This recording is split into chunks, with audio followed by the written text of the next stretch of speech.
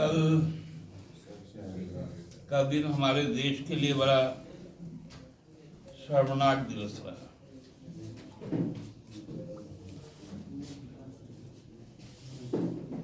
आप सबको मालूम होगा कि पिछले महीने अमेरिका का चुनाव का नतीजा आया था और उसके बाद वहाँ के नवनिर्वाचित राष्ट्रपति डोनाल्ड ट्रंप जी ने पूरे विश्व के नाम जो संदेश दिया था, वो संदेश बड़ा असामान्य था। खासकर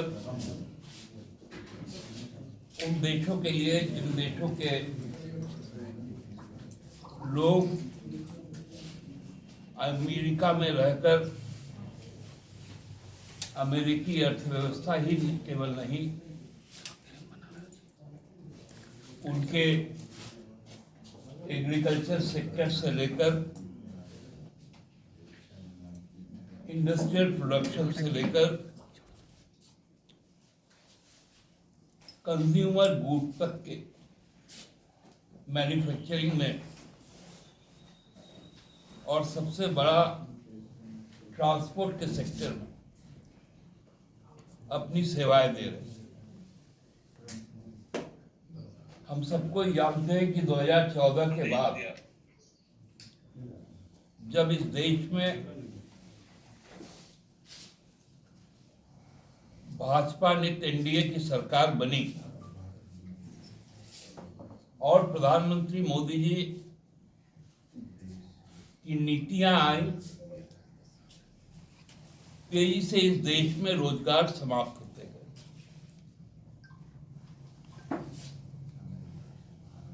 रोजगार के तलाश में किसी तरह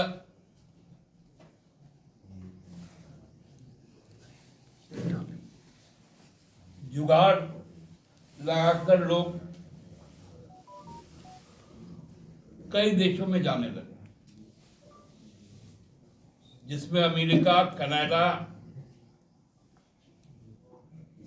गल्फ कंट्रीज,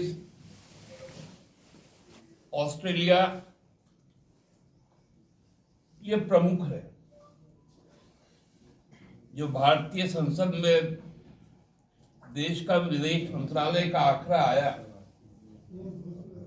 2014 से 2024 तक लगभग 50,000 लोगों ने भारतीय नागरिकता को त्याग करके दूसरे देशों की नागरिकता ली। मोदी जी के ही काल में जो आर्थिक अपराधी हैं, चाहे वो नीरव मोदी हो, ललित मोदी हो, विजय माल्या हो, मेहुल चोकसी हो, आधार पुनेवाला हो, ये सभी लोग देश से बाहर चलते हैं और भारत सरकार मुंह देखते रहती है।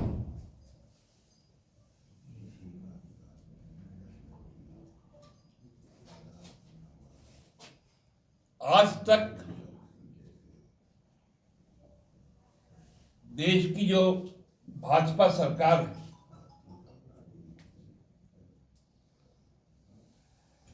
जो नेहरू के समय से चला आ रहा हमारा विदेश नीति है, पंचशील का सिद्धांत नेहरू का, स्वर्गीय गांधी, इंदिरा गांधी जी का नॉन अलाइनमेंट मूवमेंट, इन सबको ताक पर रख दिया गया और विदेश नीति को इवेंट बना दिया गया।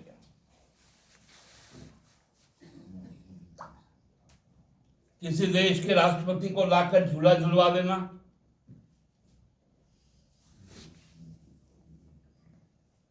किसी देश के राष्ट्रपति को बुलाकर नमस्ते कह देना,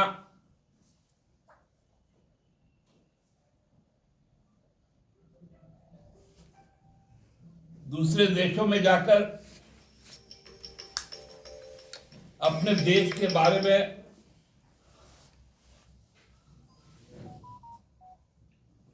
देश को लज्जित करने के नाम पर भाषण दे देना, यही नीतियां रही। इन नीतियों का तो प्रतिफल मिलना ही था।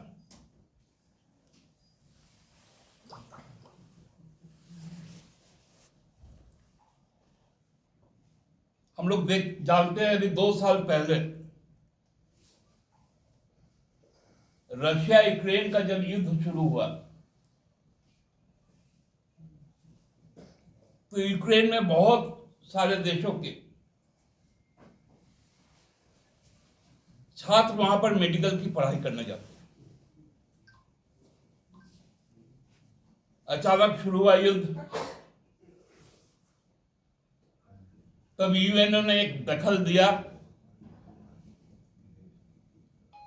कि भाई जो गैर यूक्रेनी बच्चे हैं उनको सेफ पैसेज दिया जाए और उनको अपने अपने घरों तक वापस लौटाया जाए। उसी के तहत रशिया और यूक्रेन ने एक साइलेंस टाइम डिक्लेयर किया। भारत सरकार का विमान यूक्रेन गया, उसमें भारत सरकार के तत्कालीन कैबिनेट मंत्री लोग बैठकर गए,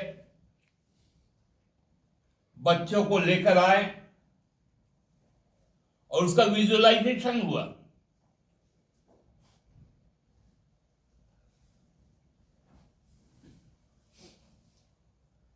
उसमें प्रधानमंत्री के जयकारे लगे।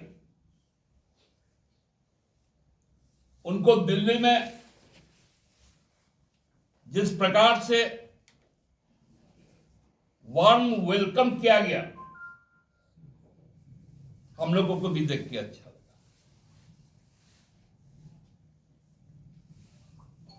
हाँ, वो भी एक इवेंट, कल भी एक इवेंट हुआ प्रयागराज में, लेकिन देश शर्मसार, हमारी कायरता सामने आई जब प्रधानमंत्री मोदी जी डुबकी लगा रहे थे।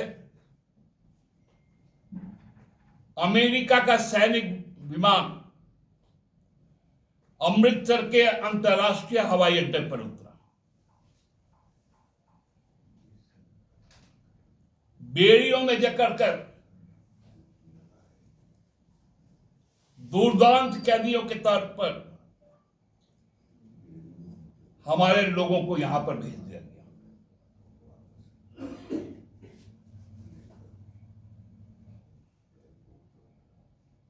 अभी संविधान का उत्सव मना रहे हैं हम लोग।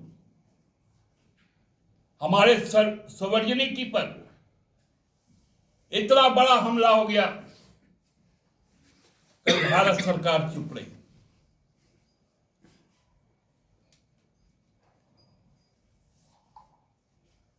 भाजपा चुप रही।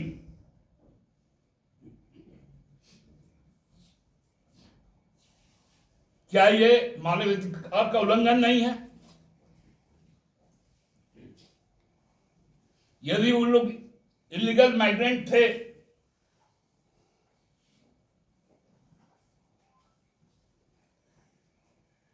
तो भारत सरकार का विदेश मंत्रालय 2 दिन पहले कह रहा था कि हमारी बातचीत चल रही है, हम उनको लेकर आएंगे।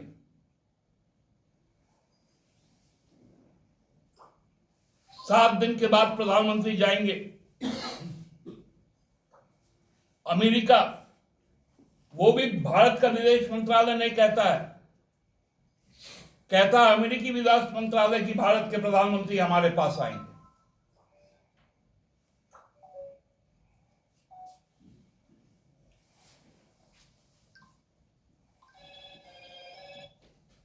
अमेरिका डिक्टेट कर रहा है कि हमको अपना एक्साइज ड्यूटी घटाना है।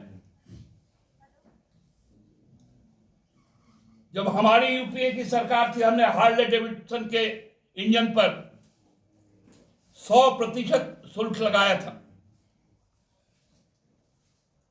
और अपने दोस्त ट्रंप के लिए एनडीए 2 ने उसको घटाकर 50% कर दिया और अब तो बजट में उसमें भी 20% और घटा दिया एक अमेरिकी कंपनी के लिए। और बदले में क्या मिला?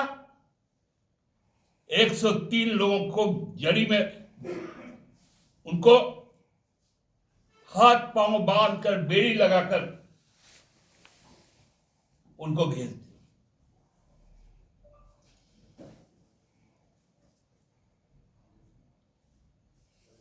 कहां गए भाजपा के वो नेतागण जो 2 महीना पहले यहां आकर बांग्लादेशी घुसपैठी कहते थे, डिपोर्ट की बात करते थे? कहां है आसाम के मुख्यमंत्री हिमंता बिस्वा शर्मा? कहां है बाबूलाल मरांडी जी? कहां है अमित शाह जी? कहां है राजनाथ सिंह जी? यदि शर्म बचा हो भाजपा में तो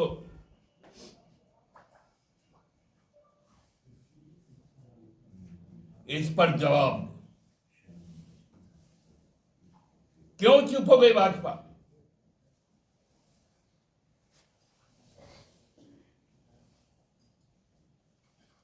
कितनी लज्जा की बात।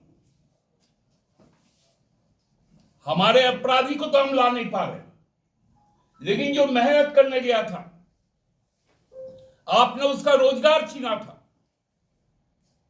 वो अपना खेत बेचकर वहां गया था, उसको भी आप सम्मान के साथ नहीं ला सके।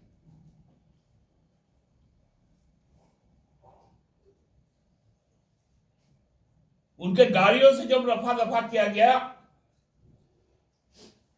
तो गाड़ियों के शीशे काले कर दिए। Gujarat model, Gujarat model, Gujarat model.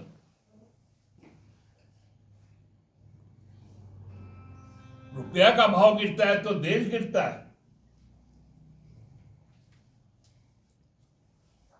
कहां भाजपा के लोग? कितना मजबूत हो गया रुपया?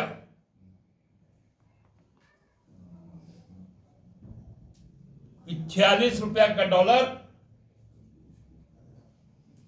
40 रुपया तो गलती कह दी,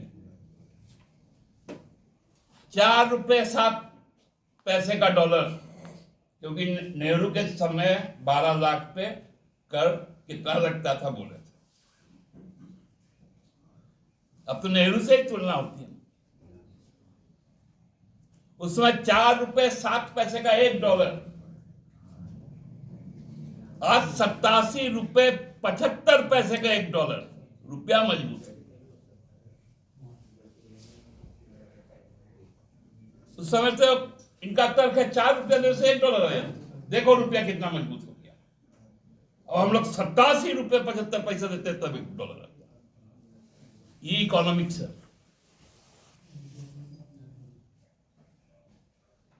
बहुत ही शर्मनाक कल का दिन रहा देश के। गुजरात के 33 लोग गए।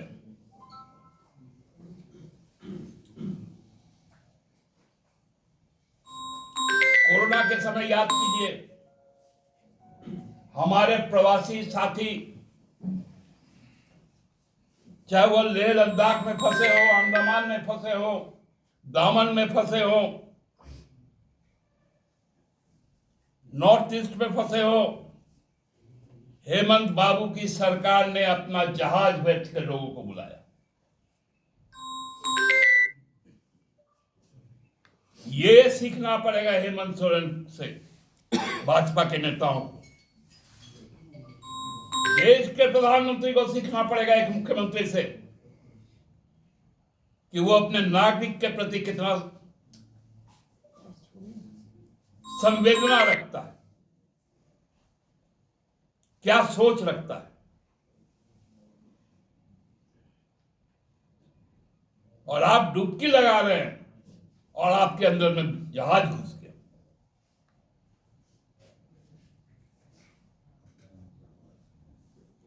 कल अमेरिका कुछ भी कहेगा, हमको मान लेना है। अमेरिका का सारा प्लेटफॉर्म हम यूज कर रहे हैं, चाहे वो गूगल हो, एक्स हो, इंस्टाग्राम हो।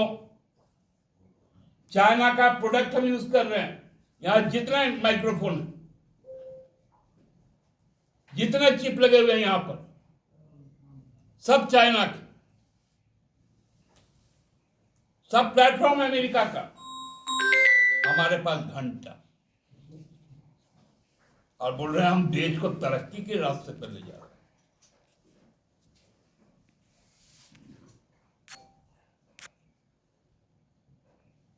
मैं भाजपा से